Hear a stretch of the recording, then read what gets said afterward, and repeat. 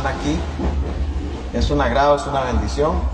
Y también saludar a todas las personas que de repente tendrán la oportunidad de conectarse en las redes sociales, ¿verdad? Saludarles y agradecerles por su tiempo, por su espacio, por el momento que utilizan para poder escuchar un poco. Ustedes lo determinarán cómo, ¿no? Yo la verdad nunca les pongo nombres, pero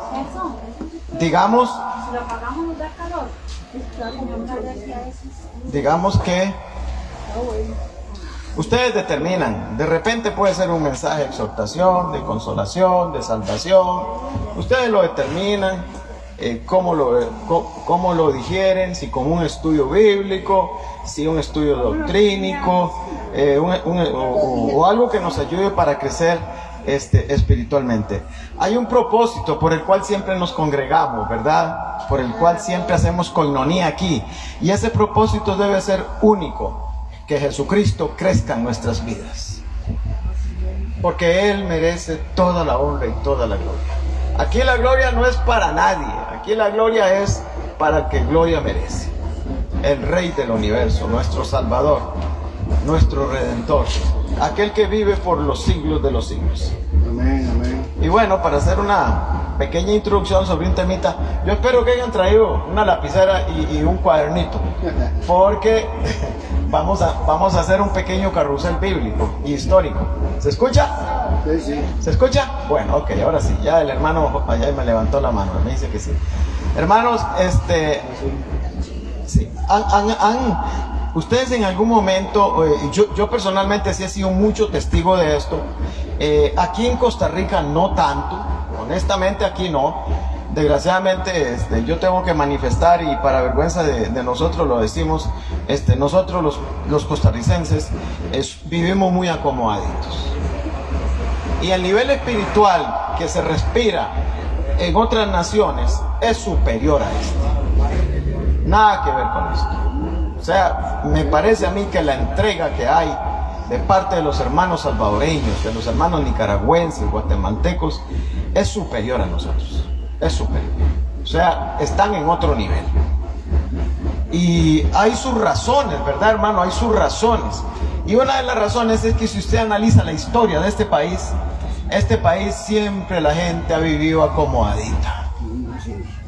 Dios nos ha bendecido con un montón de situaciones que en el campo espiritual a veces eso perjudica. Y aún estando en las asambleas y en las congregaciones cristianas, aún somos acomodaditos.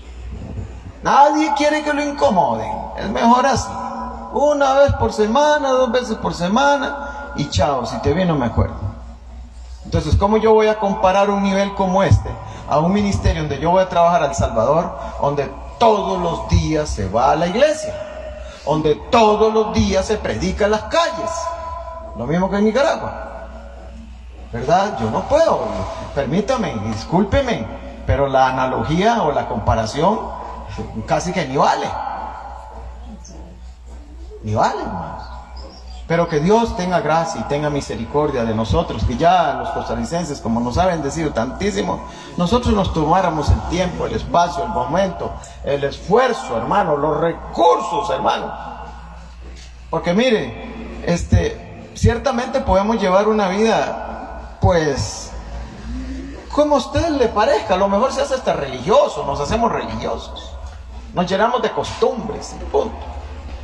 Y yo no estoy dudando de la salvación está por el solo hecho de haber puesto nuestra confianza en Cristo Jesús. Pero ustedes saben, hermanos, que todos y cada uno de nosotros vamos a dar cuenta desde el momento en que aceptamos al Evangelio y al Señor del Evangelio. Un día nos pararemos delante de un tribunal y vamos a dar cuentas. Nos van a pasar el microfilm a ver qué hicimos nosotros. Y yo creo que esto nos debería servir a nosotros como un catalizador, ¿verdad? Para salir de este conformismo, ¿verdad? Porque a veces no destinamos ni tiempo, ni recursos, ni esfuerzo. 3 cosas que Dios demanda en una vida cristiana que quiere servirle a Él. Son 3 recursos que tenemos, que es tiempo, recursos y también disposición, ¿verdad?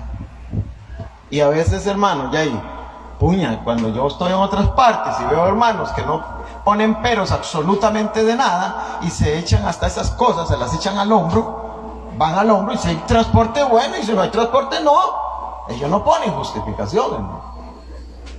Y vamos, y es una belleza, ¿verdad? Ahorita acabo de venir de un lugar que es muy pobre, yo sé que algunos de ustedes conocerán, otros no, lo que es estar en Chinandega, una ciudad muy pobre, hermano, muy pobre. Hay una comunidad que se llama El Limonal allá, donde nosotros tenemos una gran conexión y nos conocen bien, y es una comunidad que vive de un botadero sanitario. O sea, no es un relleno, es un botadero. Y el gobierno ha intentado cerrar ese botadero y los mismos vecinos no lo permiten porque ellos viven de eso. Del cartón, del plástico, del vidrio y de alimentos. Recogen alimentos.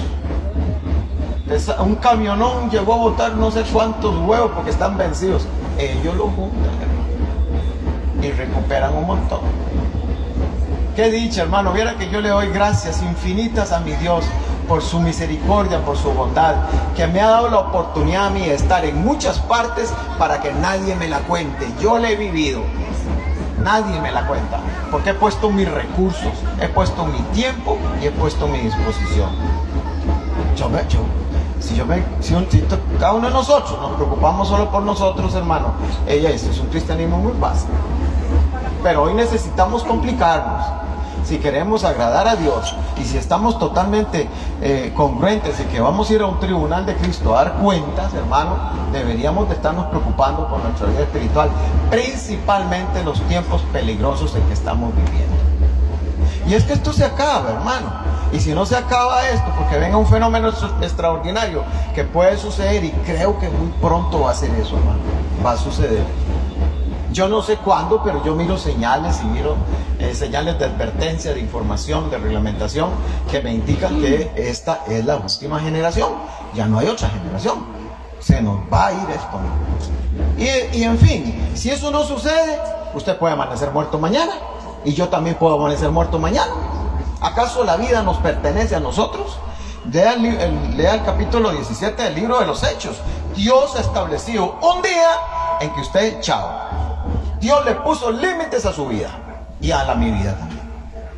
Y no sabemos cuándo. Por eso es que tenemos que estar preparados. Tenemos que estar totalmente de acuerdo en que esto se acaba en cualquier momento. Pero ya hoy uno ve a muchos cristianos que lo que hacen es mirar el mundo. Y están tan agarraditos del mundo que no quieren que les hablen no les quieren que le hablen de muerte. Mire, hermano, si la realidad más grande es que nos vamos a morir. Hay quienes, una persona está muy grave en el hospital y le dicen, sus días están contados. Todos tenemos los días contados. Todos. No solo nosotros, no solo ustedes, no solo los que nos ven en el... Todos tenemos los días contados. Amén. Saben que yo estoy haciendo una introducción, siempre elaboro un cimiento para después entrar. ¿Sí? Ay, espérate para no abusar con el tiempo. Estamos bien, estamos perfectos. Estamos bien, gloria a Jesús. Sí, hermano, viera que a uno le causa, y no sé, montarse 14 horas en un bus, hermano. Ir 14 horas, venir 14 horas. Por amor a predicar el evangelio, por amor, porque yo, si quieren invítenme a lo que sea, pero yo al evangelio nunca le digo que no. Invítenme a otra cosa y posiblemente les diga que no, pero yo para el evangelio estoy siempre estoy. Hace 10 años que cumplí ya que solo me dedico a esto, y les soy honesto, hermano, ya las fuerzas como que tienden a bajar un poco, ya los climas, ya las comidas, ya las costumbres van haciendo mella en el cuerpo, ¿verdad? Porque yo en Perú tuve una experiencia muy difícil. En Perú me intoxiqué y duré 5 días muy mal. Me intoxiqué. Y en Bolivia, yo me vine enfermo de Bolivia. En el segundo viaje a Bolivia yo me vine enfermo, ¿verdad? Fue muy difícil para mí, ¿verdad? Entonces, y a estas alturas de la vida, cuando ya la noria ha dado algunas vueltas, por no decir muchísimas vueltas, ya uno se lo está repensando. Pero mientras Dios me dé salud, mientras Dios me dé oportunidad, iré. Ahora me están llamando de Chile, que vaya a Chile. Le digo, Dios mío, en octubre voy a Cuba, no puedo hacerlo tan seguido, ¿verdad? Mejor voy a ir a Cuba y después replanteo lo de Chile si Dios me da. Cuba voy en octubre, del 2 al 24 de octubre voy a Cuba nuevamente. ¿Sí? Me voy a quedar 22 días. Vamos a ir a aguantar hambre. El que quiera hacer dieta, que vaya conmigo a Cuba. Esos que quieren enflaquecer, que quieren tener línea, vayan conmigo a Cuba, para que aguanten, ayunen a la fuerza un tiempito, para que vean lo que es bueno. Pero que gracias al Señor por darnos la linda oportunidad. Ya tengo los boletos comprados, no hay ningún problema. Y lo demás Dios dirá. Pero sentí el deseo de volver a Cuba para tratar de hacer una alianza con algunos pastores que conocimos, y quiero involucrarlos un poquito en el ministerio el otro ministerio, el de la radio y la TV, para que ellos puedan hacer un programa desde allá. El internet es muy malo allá, muy malísimo, porque es del Estado, ahí lo cortan cada rato. Pero bueno, a ver qué nos depara el Señor. Gracias, hermanos. Bueno, mire, la introducción estuvo pequeñísima a esto, y vamos a hablar de un tema muy bonito, hermano, muy bonito. Le dije que de repente vamos a hacer un carrusel bíblico e histórico, y yo esperaría que usted haya traído una lapicera, porque yo no repito. Un día me dijeron, escribe un libro. Le digo, no, lo escribirá 8, yo no. Si quiere yo hablo y usted lo escribe.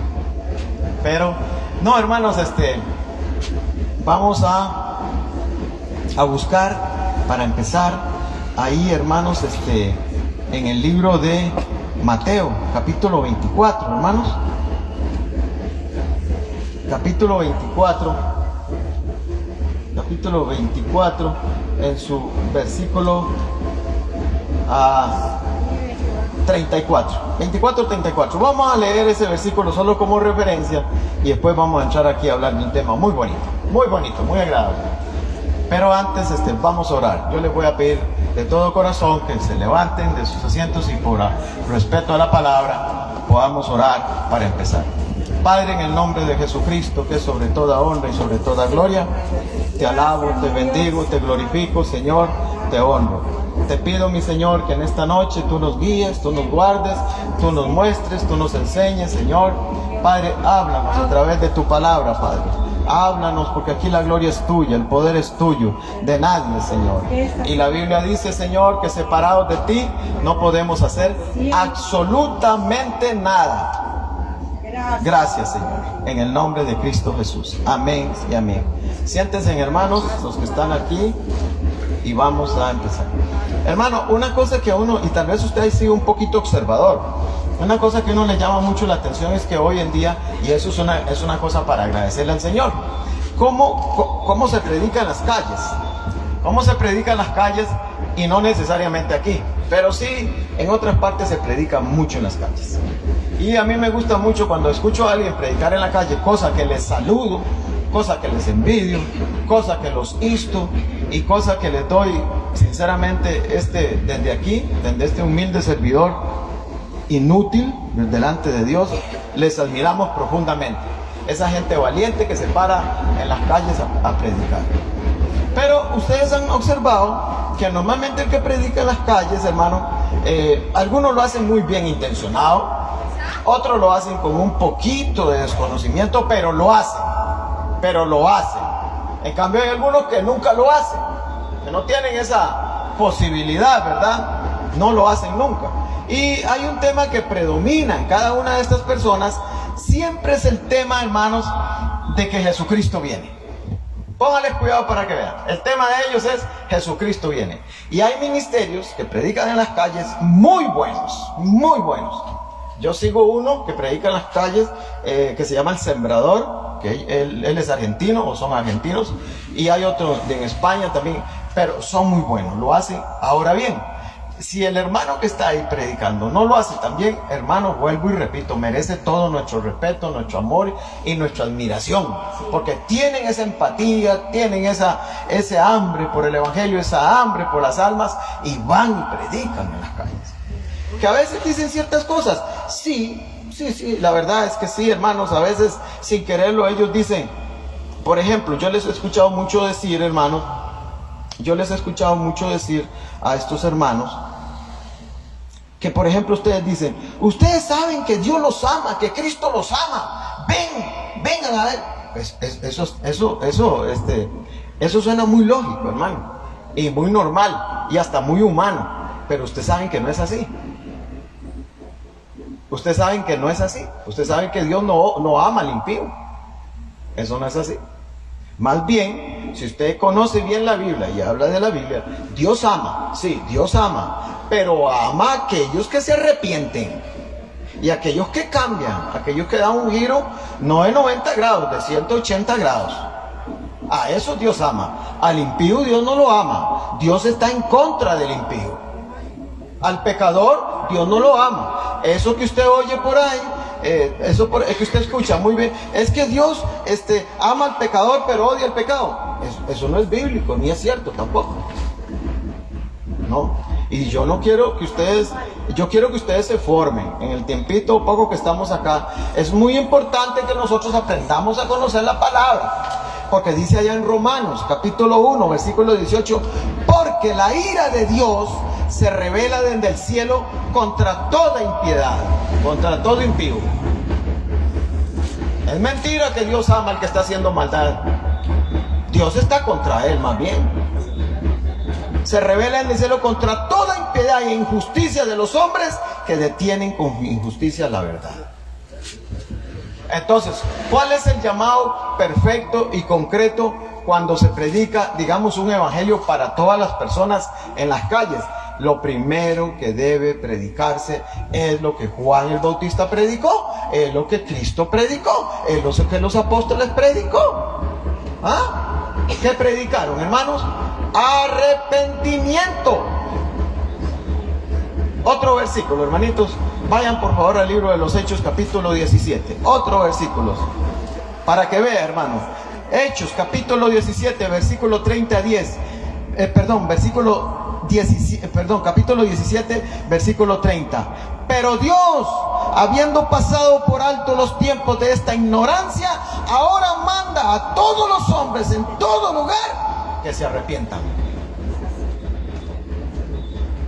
Sin arrepentimiento no hay forma de que Dios lo ame. Y esto son algunos pequeños detallitos.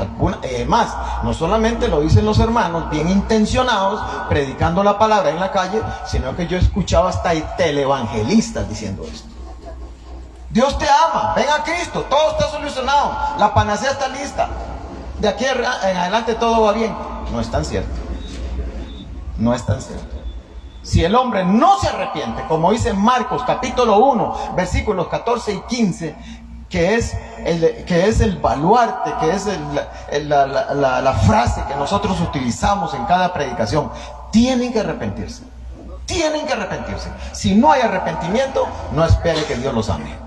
Para nada. Dios está en contra del impío. Dios está en contra de la gente que hace maldad. Ah, hermano, pero es que mire, es que allá el evangelio todo resumido de Juan 3:16. Sí, pero eso es el sistema completo. Ese no es la persona en particular. Por supuesto que Dios se hizo carne en Cristo Jesús y vino acá, pero dice para que cree. Porque el evangelio es poder de Dios para todo aquel que cree. Primeramente al judío y después a nosotros. Amén. Pero no, hermano, ¿y cómo? El que no cree, el que desobedece, el que anda viviendo impíamente, ¿Dios lo ama? No, señor, eso es un error. Eso es un error teológico, doctrinal. Eso es un error que se enseña y es un error que nosotros, los que escudriñamos, los que leemos, los que vamos a predicar, los que mostramos el evangelio, tenemos que tener cuidado. Hay que ser honesto con la persona, no engañarle. No hay que leudarle el evangelio, no hay que leudarle la palabra, hay que decirle lo correcto, lo que es ideal, ¿verdad? Ahora bien, en una cosa que sí aciertan todos los hermanos que predican en las calles es en una cosa, y es con respecto al versículo que yo a ustedes les mencioné. Tiene que ver, hermanos, con una circunstancia que es los últimos tiempos. Y este versículo, hermano, nos habla de una generación. Si ustedes ven el evangelio de Mateo, que es el evangelio del reino, En el capítulo número 24, el Señor Jesús, mediante 3 preguntas que le hacen los discípulos, hermanos, ¿verdad?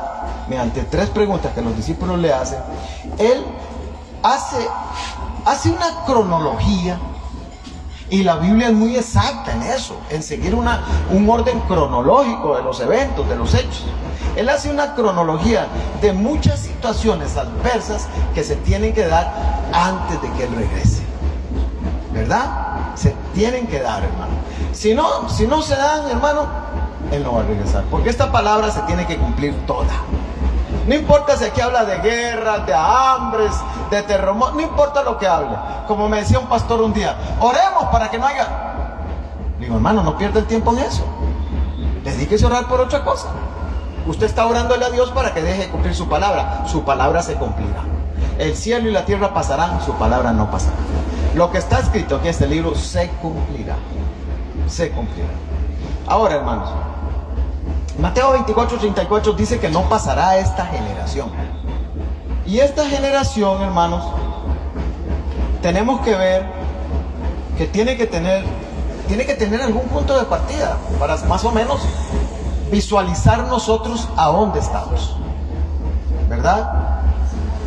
Esta generación dice que el punto de comienzo de esta generación tiene que ver con el renacimiento. Ahora, ¿por qué renacimiento? Porque ya existía. El hecho de que, por ejemplo, Israel renazca como nación era porque ya existía, ya habría. Ellos habían sufrido lo que sufrieron en esta diáspora y las anteriores diásporas por desobediencia.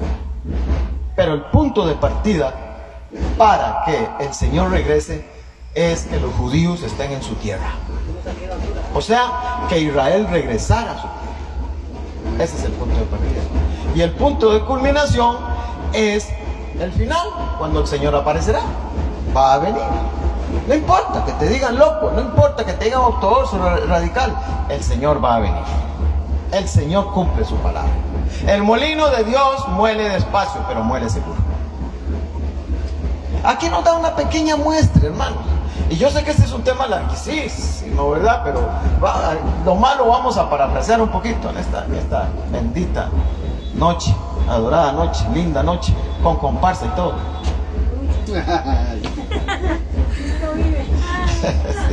El mismo ritmo. Ahora, ¿por qué les digo yo a ustedes, hermano, que el punto de partida es ese? Porque en Mateo 24:32, vayan 2 versículos arriba, Jesús dice, de la higuera aprendan la lección, aprendan la analogía, la comparación, como usted quiera llamarle, significa lo mismo. De la higuera aprendan la lección. ¿Quién es la higuera? La higuera es Israel. La higuera es Israel.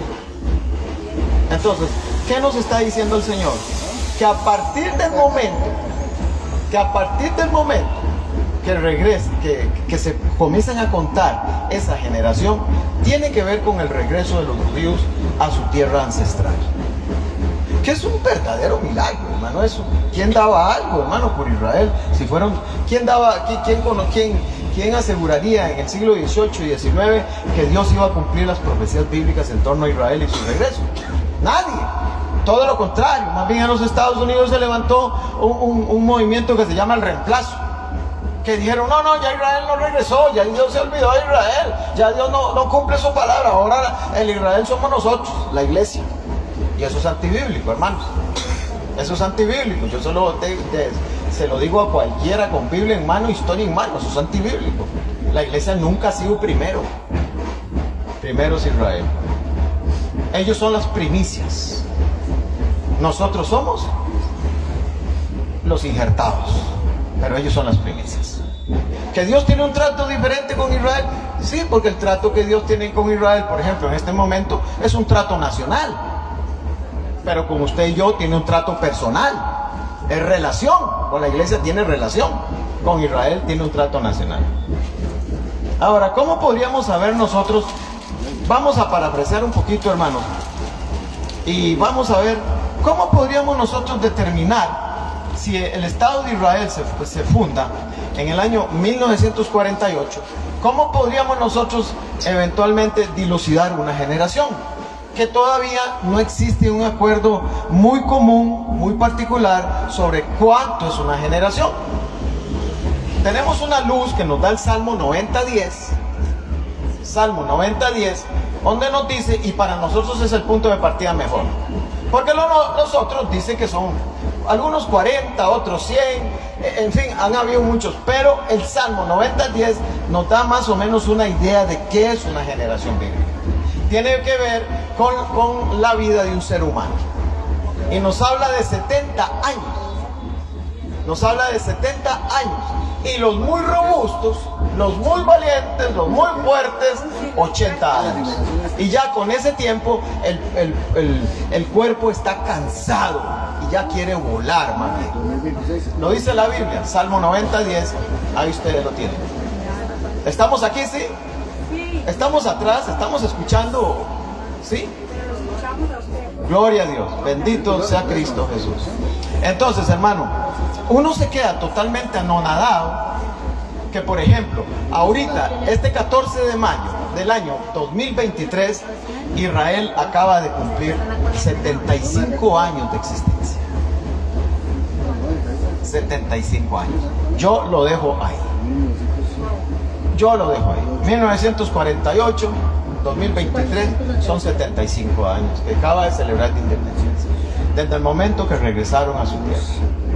Hermanos, vean, esto es tan maravilloso y tan grandioso que yo tengo que decirles a ustedes que la Biblia es un libro judío. Sus 40 autores son judíos. Y nuestro Salvador era judío. Y la salvación viene de los judíos. Juan capítulo 4. Viene de los judíos. Hermanos, ahora ven ustedes como si hay un punto de partida. Si hay un punto de partida para más o menos observar y ver y comparar todas las señales que estamos observando. Entonces, la pregunta sería, ¿es esta la última generación o es solo una coincidencia? No puede ser coincidencia, ¿verdad que no? Jamás puede ser coincidencia. A ver, les dije anteriormente, hermanos, que ¿quién lo iba a creer posible? Si en el siglo XVIII, en el siglo XVII, hermano, nadie creería posible el regreso de Israel a su tierra. No, es que estaban desperdigados por los 4 confines de la tierra. Un país que no, es que no eran ni país, no tenían bandera, no tenían tierra, no tenían escudo, nada. Perseguidos en Europa, perseguidos, ¿verdad? Porque siempre se les ha culpado de ciertas cosas que son antibíblicas, ¿verdad? El antisemitismo quiere decir, hermanos, se les persiguió por el antisemitismo, porque muchos, inclusive los romanos, los persiguieron porque ellos los culpaban de haber matado a Cristo. Nadie más, los romanos no mataron a Cristo, ni los judíos mataron a Cristo. A Cristo, el Hijo de Dios, el Dios hecho carne, lo matamos usted y yo. Fue por nuestra falencia pecadora. Él llevó, como dice el libro de Colosenses, toda el acta delincuencial de nosotros, Dios la cargó en la cruz del Calvario en Cristo Jesús. Fueron ellos. Pero algo maravilloso, hermano. En el año 1897, a raíz de la gran persecución que hay en los que hay en Europa, porque los Estados Unidos nacen en 1785, en su independencia. A raíz de la gran persecución que hay en Europa, se levanta un movimiento que sigue siendo poderosísimo hasta el día de hoy, que se llama el movimiento sionista. Fue fundado en el año 1897 por Teodoro Herzl. Este movimiento tenía dos propósitos. Número uno, luchar contra la persecución de los judíos en Europa. Y número dos, luchar porque los judíos deseaban regresar a su tierra. No a Palestina, la palabra Palestina no existe en la Biblia, a la tierra de Judea. ¿Sí? Esa era la lucha de ellos, regresar. Algo que se veía prácticamente neófito, era difícil, pero ese fue el movimiento de lucha de ellos. Hermanos, saber y entender, hermanos, algo maravilloso, que Dios se lo había dicho a los judíos, que si le obedecían, estos eran las bendiciones. Y si le desobedecían, estas serían las maldiciones. Eso está en Deuteronomio capítulo 28. Usted puede agarrarlo y leerlo perfectamente. Eso aplica para nosotros también. Aplica para nosotros. Desobedezca a Dios. Aunque usted diga que puede ser cristiano, desobedezca a Dios. Haga lo que a usted le parece. Y todo lo que el hombre siembra, eso recoge. Dijo el apóstol Pablo en el libro de los Gálatas, ¿verdad? Eso aplica para nosotros también. Hermanos, Dios le había dicho a los judíos, Dios se lo había dicho, que mientras ellos no estuvieran en su tierra, esa tierra, hermano, no servía para nada. Esa tierra lo que produciría serían alacranes, escorpiones, las ciudades desoladas, todo. Y eso fue exactamente lo que escribió el gran historiador Josefo, de origen judío, que él mismo tuvo la oportunidad del siglo III y el siglo IV de visitar esas tierras. Él las visitó y se dio cuenta cómo la palabra de Dios se había cumplido. Porque recuerde que ellos fueron dispersados en el año 70 de nuestra era cristiana. Vea que está allá, ustedes que anotan, van a anotar porque yo quiero ver cuánto me rinde esto, ¿verdad? Y está en Levítico capítulo 26, versículo 31. Ahí lo pueden ver ustedes. Sí, mire que ya me queda solo media hora. Esto va que no es jugando. Levítico capítulo 26, versículo 31 dice: haré desiertas vuestras ciudades y asolaré vuestros santuarios. No oleré la fragancia de nuestro suave perfume. Asolaré también la tierra y se plasmarán por ellos vuestros enemigos que en ella moren. Esto se cumplió. Antes del año 1948 a nadie le interesaba esa tierra. A pesar de que ahí estuvieron los mamelucos, los bizantinos. A pesar que esa tierra antes del año 1917 era gobernada por los turcos otomanos. Una vez que termina la Primera Guerra Mundial, que fue el año 1914 a 1917, los turcos otomanos pierden el control de esa tierra. Pierden el control de esa tierra y esa tierra pasa a manos y administración de los ingleses. El molino de Dios estaba moliendo, despacio, pero estaba moliendo. Los ingleses habían manifestado con todo lo imperialistas que eran, ¿verdad? Porque es la verdad, estaban por todos lados. Habían manifestado en su momento que los judíos tenían derecho a una patria y a una nación. Una vez que termina la Primera Guerra Mundial, esa tierra pasa a ser administrada por los ingleses. Y los judíos, anteriormente a eso, los judíos un poco sustentados y amparados por el movimiento sionista, ¿verdad? Que fue fundado en 1897, ellos hacían esfuerzos extraordinarios, se alquilaban barcos en Europa y se iban a la Judea. Y esas tierras, algunos tenían suerte y los dejaban desembarcar, otros no. Y los que desembarcaban, hermanos, los árabes se aprovechaban de eso y le vendían la tierra carísima. Eso es historia, hermano. Y usted puede leerla y buscarla, está en Google, eso es historia. Les vendían la tierra carísima y ellos la pagaban. Pero había algo extraordinario, hermano. En el momento que los judíos empezaban a trabajar esa tierra empezaba a producir. Esa tierra empezaba a dar fruto. Y los árabes dicen: pero ¿cómo? Si nosotros tenemos siglos de estar aquí y esta tierra no ha dado nunca nada. Y vienen estos y comienzan a trabajar y mire cómo producen. Entonces comienzan las envidias, ¿verdad? Comienzan las envidias, comienzan los problemas. De por sí han tenido un problema étnico por 6,000 años, ¿verdad? De hecho, hoy mismo siguen reclamando la tierra. Pero yo les ruego a ustedes que busquen fotografías antes de 1948 de Israel. Búsquelas, está en Google para que vean. Tel Aviv era un desierto total. Tel Aviv era un desierto. Mire, recuerdo que cuando nosotros llegamos en la madrugada a Israel y el aeropuerto Ben Gurión está en Tel Aviv. Y recuerdo que yo me quedé asombrado viendo esa infraestructura, ¿verdad? Que era como estar en los Estados Unidos. Igual. Y yo me quedé asombrado cuando nos montamos en el taxi y yo miraba por arriba un tren, abajo una carretera, otra. Aquello es increíble, ¿verdad? Y le dije yo al taxista, qué belleza, decía. Me dice, ¿de dónde es usted? Él hablaba perfectamente español, él era un judío argentino. Y me dice, llegué, ¿de dónde son ustedes? Le digo yo, de Costa Rica. Y me dice, bueno, es que aquí es otra cosa. Entonces ya, mejor no hablemos más, ¿verdad? Mejor me quedé callado. Pero es increíble, hermano, cómo se cumple la palabra de Dios. Cómo se cumple. Mire, hermano, las profecías bíblicas estuvieron, hermano, ocultas casi por 1900 años. Así es. Las profecías bíblicas del reloj profético de Dios estuvo detenido. Hasta tanto Israel no regresara a su tierra, el reloj empezó a andar nuevamente. Increíble, hermanos. Maravilloso. Y ver dónde estamos hoy en día, hermano, que es lo que nosotros nos debe verdaderamente preocupar. Así es. Estamos, hermanos, quemando, como decían nuestros abuelos, los últimos cartuchos. Esta generación, bendito sea Cristo Jesús, bendito sea nuestro Salvador, que nos ha dado la oportunidad de ver existido en esta última generación. Gloria a Cristo, amén. E imagínense ustedes que los cristianos del primer siglo estaban esperando, anhelaban, añoraban. Si no, lean el 1 y 2 de Tesalonicenses.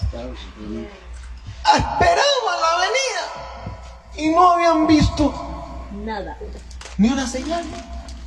Y esperaban, anhelaban. Es más, tan preocupados estaban estos que el Espíritu Santo a través del apóstol Pablo les mandó no una carta, les mandó dos cartas. Dos cartas para apaciguarlos. Porque el gran dilema de ellos es que iba a pasar con sus familiares que se habían muerto, que se los iban a volver a ver o no. Increíble, hermano, ¿verdad? Y miren nosotros en el siglo XXI, la última generación, porque Señor, muéstrenmelo de otra forma. A mí nadie me saca de idea que esta es la última generación, no hay más generación. ¿Cierto? Del 48 acá es la última generación. Que usted y yo veamos cosas extraordinarias, no lo sé, no lo podemos asegurar. Porque el ayer ya pasó, el mañana es hipotético. El tiempo es de Dios, no pertenece a nosotros. ¿Verdad que sí? Como dice el libro de los Hechos, capítulo 17, ¿verdad? Que nos ha puesto una distancia, un tiempo a todos. ¿Lo veremos o no lo veremos? Pero que nos sirva a nosotros el conocer un poquito, entender un poquito sobre esto. Sé que esto es un poquito lo que le llaman cuando uno está en el instituto, que le llaman escatología, ¿verdad? Que esos son últimos tiempos. Y hay gente pues que sí la conoce bien, pero me he encontrado gente que enseña escatología, pero conocen Biblia, pero no conocen historia. O conocen historia, pero no conocen Biblia. Esto hay que conocer las dos cosas. Y hay que conocer todo el contexto judío. Porque vuelvo y repito, esto es un libro judío. Y todo tiene que ver con Israel. Así que yo le digo a usted, no saque la mirada. Sé que en el mundo hay muchos problemas, sí, muchas circunstancias, pero no saque usted la mirada del Medio Oriente. De un país pequeñitico, así, que tiene solo 23.000 kilómetros cuadrados, que no está disfrutando la totalidad de la tierra. Esa no es la totalidad de la tierra del Señor, que Dios le dio a Israel. Génesis capítulo 15, versículo 18, ahí están los límites de la tierra de Israel. No está disfrutando esa tierra. Pero de ahí van a venir todos los eventos que se vienen. Se vienen, hermano. No sé si lo veremos o no lo veremos, pero ahí se viene. Obsérvela para que vea. Véala para que vea. Todo lo que pasa en Israel o en el Medio Oriente tiene que ver con todo el mundo. Muévase un poquito allá y afecta todo. ¿Sí? Todo lo afecta, hermano. Tiene que ver. Que a nosotros esto nos sirva como una lección, ¿verdad, hermano? Como una lección. Que la higuera es Israel. Que la higuera en algún momento, como está en Mateo capítulo 21, cuando el Señor Jesús venía caminando de Betania, que venía caminando por las calles polvorientas, recuerda, con sus discípulos, y se topó una higuera y fue a buscar fruto de esa higuera. La higuera era Israel. Él fue a buscar frutos, hermano, pero no encontró fruto, no encontró nada. Lo único que encontró fueron hojas. Encontró religión, encontró dogma, encontró sabios, encontró maestros, pero no encontró fruto. Que cuando Dios, el día que nos escudriña a usted y a mí, Él lo que va a buscar es fruto de nuestra vida espiritual en Cristo Jesús. Él no va a buscar hojas, a Él no le interesan las hojas, le interesa el fruto. Usted no puede comerse las hojas, el fruto sí. Esa hambre que el Señor sintió ahí no era una hambre literal, era una hambre espiritual. Y en ese momento, ¿qué hizo el Señor con la higuera? ¿Qué hizo? Ustedes conocen Biblia, la maldijo. Desde ese momento Israel quedó seco espiritualmente.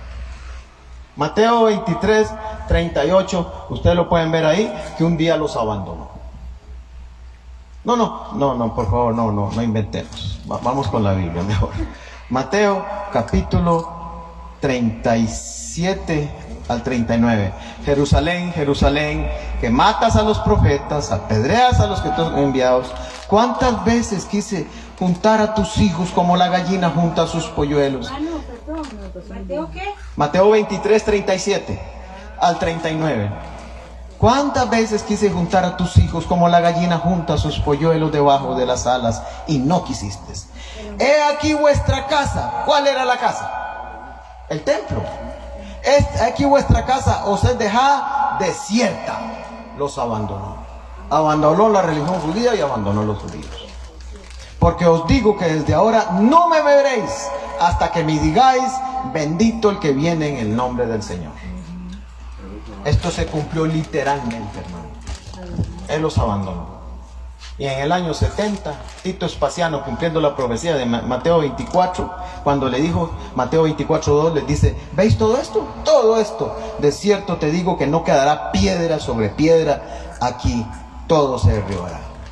A partir del año 70 hasta el año 1948, la profecía bíblica estuvo sellada. No caminó. Hasta que los judíos regresaron nuevamente a su tierra. Dios, 2500 años atrás, se los había advertido, se los había dicho. Ya les dije, Deuteronomio capítulo 28, ahí está. Esto les va a pasar si me desobedecen. Y vemos a través de toda la palabra de Dios que el gran problema de Israel es la desobediencia. Tan es así que el Espíritu Santo, a través del apóstol Pablo, allá en la carta a los Corintios, capítulo 10, versículo 11, dice: porque todas estas cosas que pasaron a Israel, que sufrió Israel, deben ser un ejemplo para nosotros, para que nosotros no cometamos los mismos errores. ¿Ven, hermano? Qué linda la Biblia, qué linda la palabra. Pueden anotar, ¿verdad? Les dije que tenéis que traer lapicero y cuaderno. Sí, hermanos, esa es la verdad. Pero hermanos, lo que queremos coincidir en esta noche es para que usted se lleve en su corazón para su casa en qué tiempo podemos estar. Tiempos peligrosos, tiempos de dolores de parto. Mateo 24, versículo 8. Tiempos de parto. Estamos en los últimos tiempos. ¿Qué incentivamos nosotros? ¿Qué le decimos con todo respeto, con amor y con temblor? No estamos en tiempos de jugar a ser cristianos. Es tiempo de consagrarse, es tiempo de vivir para Dios. Es tiempo de que usted y yo, hermanos, verdaderamente nos agarremos del Señor. Mire, hermanos, y vea usted los eventos. Yo sé que muchos no ven, yo detesto ver noticias. Mi nieto llegó hace un rato y le dice, ¿les cuento? Mi nietico llegó, que lo amo, mi nieto llegó hace un rato y me dice: abuelito, póngame aviones, porque le fascina el avión. Hasta tuvieron que llevarlo a México para montarle un avión, tiene 5 años. Póngame aviones, abuelo. Y dice mi esposa: no, Santiago, voy a ver las noticias. Le digo: mi amor, póngale los aviones a él. ¿Para qué vas a ver con noticias? Si son solo malas noticias. Póngale los aviones. De por sí esas noticias las vistes a las 12 seguramente. Sí. Y la vuelvo a ver. Deje ese rollo, le digo, deje esa película. Deje de estar viendo noticias. La misma paja de siempre.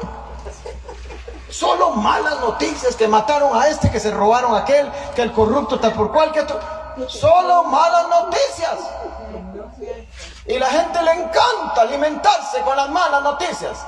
Les fascina. Hasta toman café con las noticias. Se toman el café y encima se van con dolor de estómago para sus trabajos, ¿verdad? Por lo que escuchan. No estoy hablando a mi mamá. No, yo no sé. Yo no sé, yo no puedo, cuando el Señor habla para todos, yo no sé. Ya sí, las buenas noticias son el evangelio del reino de Dios. Aleluya. Todo lo demás son malas noticias.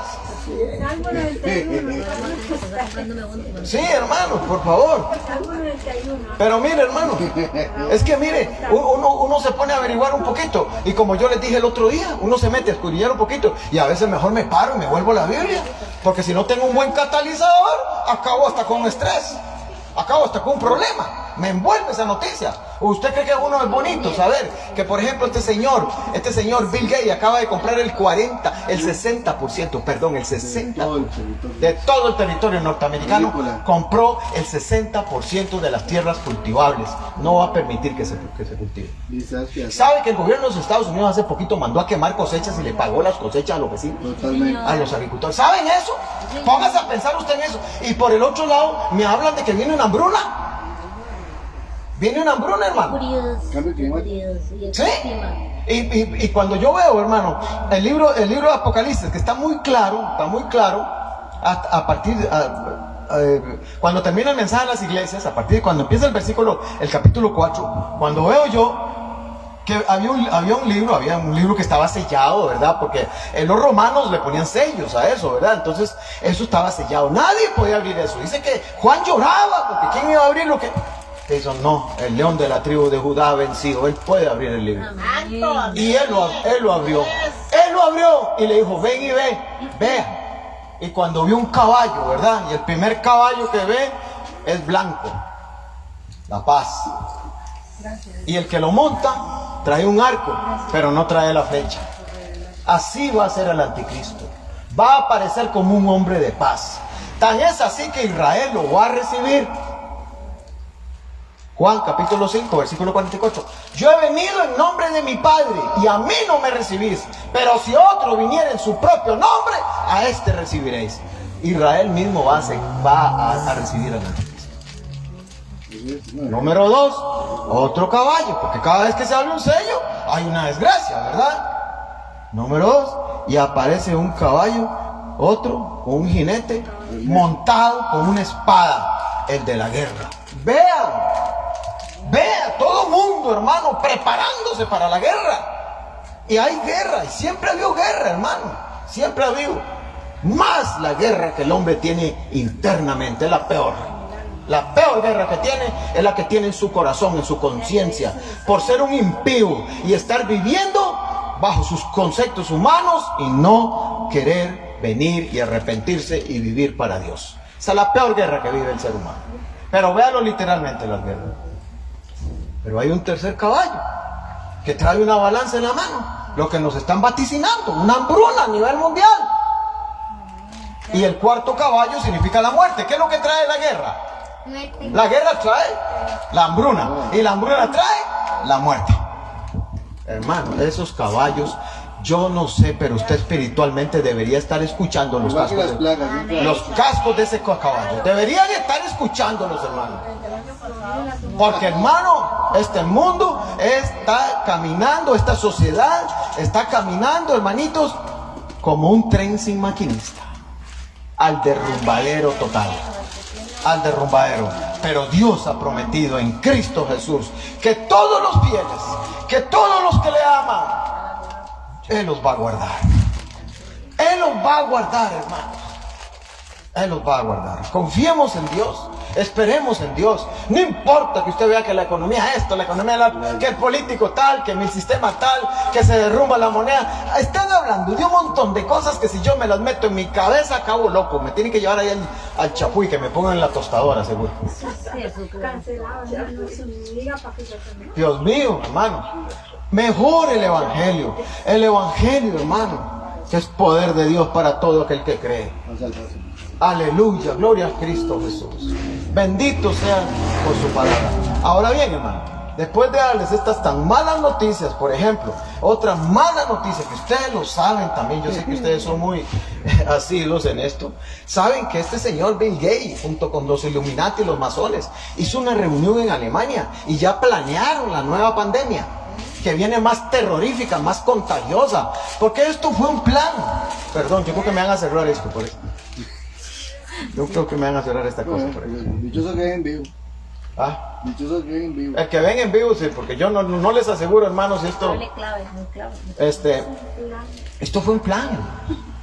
Pero el plan no les llegó a más de eliminar a 6 millones y resto, no llegaron a 7. ¿Sí?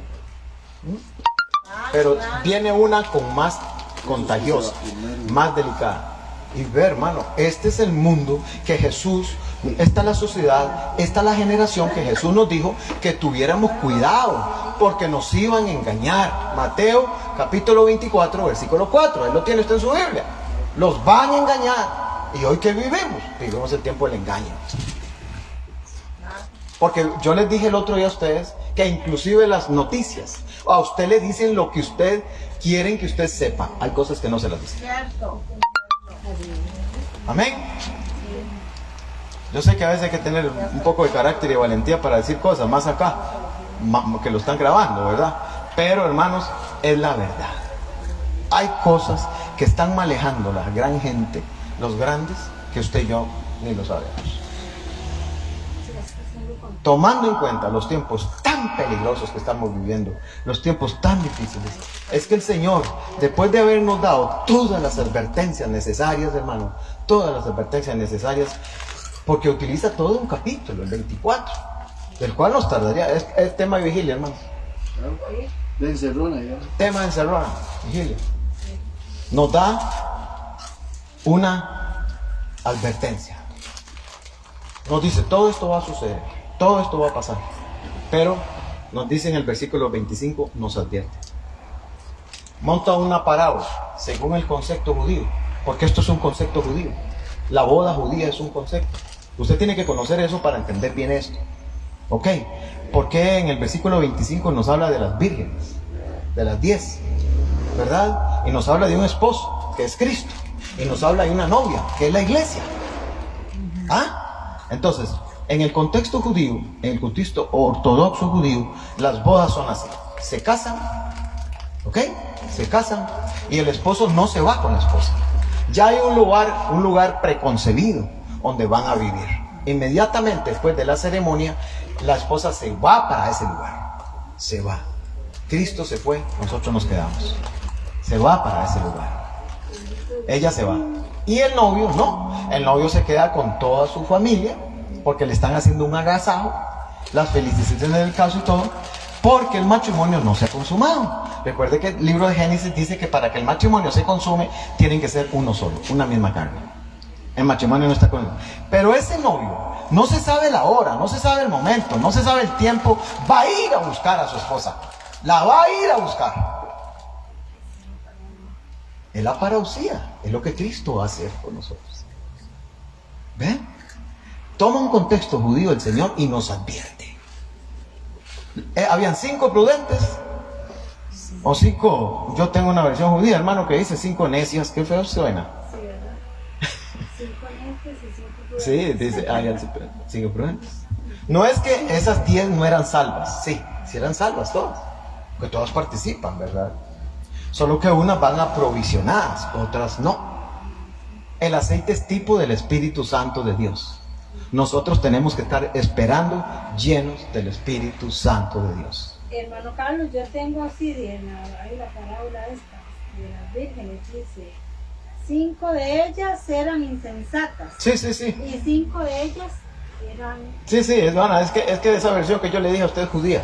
Yo tengo una Biblia judía en la casa que la reviso. Ahora me puse a revisarla y dice necias, ¿verdad? Tiene, pero en cierta forma es casi lo significado. Entonces, hermano, si usted analiza esa parábola, hermano, si usted analiza perfectamente esa parábola, se dará cuenta, hermano, que en el versículo número 1 es Cristo. El novio es Cristo. La novia es la iglesia. Dice en el versículo número 5 que en la espera, y esto ha sucedido a través de los tiempos, lo que pasó con los hermanos de Tesalónica, cabecearon. Cabecear significa enfermarse. Se enfermaron. Todos nuestros cuerpos se enferman. Y se durmieron significa morirse. Se murieron. Millones han muerto. Millones cabecearon, se enfermaron y millones han muerto esperando a nuestros salvadores, incluidos los de Tesalónica. La iglesia del primer siglo se murieron, ¿verdad? Cuando aquellas le dijeron, hermano, miren que ya vienen los gritos, ya viene como la trompeta, ¿verdad? Como el estruendo, en Mateo 24, 29, el estruendo que será esto. También esa trompeta aparece en 1 Tesalonicenses capítulo 4, del 13 al 18. También aparece en 1 Corintios capítulo 15, versículos 51 y 52. Ahí aparece esa trompeta. Cuando viene el estruendo, el novio viene, el novio viene, el novio viene. Pero si usted lee perfectamente la Biblia, ve que todas se durmieron. No solo se durmieron las 5 sensatas, no, todas se durmieron.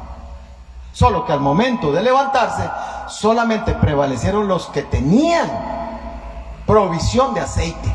Y le dijeron a estas: véndenos a nosotros, danos a nosotros. ¿Qué le dijeron las otras? No, vayan y compren. ¿Saben qué significa la palabra comprar? Significa el costo, el precio que hay que pagar por esperar al novio, por esperar a Cristo Jesús. Que muchos cristianos hoy no están pagando. Viven de sonrisa de oreja a oreja. Viven como les place. Simplemente pensando que porque van a la congregación los domingos, ya el asunto está resuelto. No es así, hermanos. No es así. Comprar significa el precio que hay que pagar por seguir el Evangelio y al Señor del Evangelio, que es Cristo Jesús. Amén. Pagar precio por seguir a Cristo. Amén, sí. Versículo 9. Versículo 10. Las que estaban preparadas entraron a las bodas del Cordero, y las otras se les cerró la puerta. Las bodas del Cordero, usted sabe que está tipificado allá en Apocalipsis capítulo 19. Todos queremos ir a esas bodas. Todos queremos, hermano. Pero a esas bodas, escúcheme lo que le voy a decir. A esas bodas del Cordero solo entrarán los vencedores. Ahí no entrarán los que van a dejar los pelos en el alambre en el tribunal de Cristo.